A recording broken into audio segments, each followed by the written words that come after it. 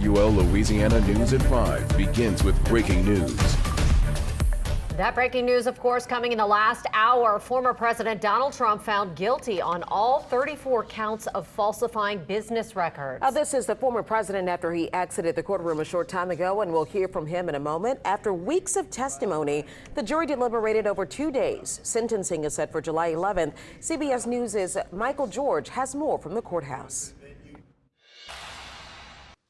Donald Trump is now the first former president to be convicted of a crime. This was a rigged, disgraceful trial. The real verdict is going to be November 5th by the people. Trump was charged with falsifying business records in connection with money his former fixer Michael Cohen paid to adult film star Stormy Daniels ahead of the 2016 election to keep her quiet about an alleged sexual encounter. Prosecutors argued that Trump reimbursed Cohen, but disguised the payments as legal expenses, amounting to a criminal scheme to corrupt the election.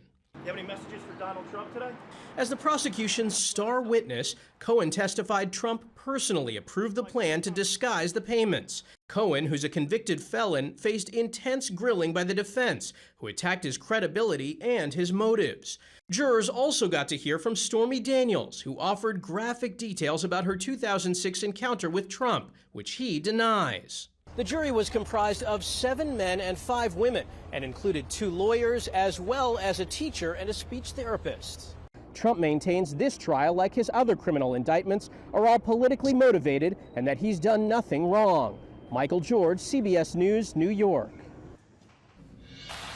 As you might imagine, there's been a lot of reaction to this historic verdict. House Speaker Mike Johnson was one of the first lawmakers to release a statement and said in part, quote, "Today is a shameful day in American history. This was purely a political exercise, not a legal one. President Trump will rightfully appeal this absurd verdict, and we will win."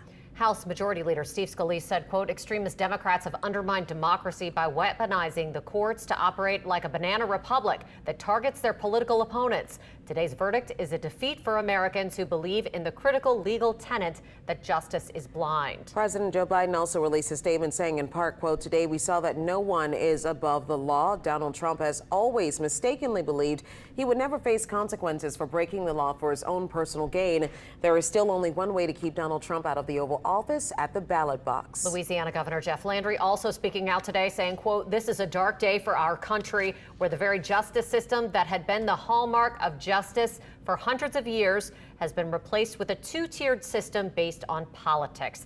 We'll have much more on this developing story on tonight's CBS Evening News. And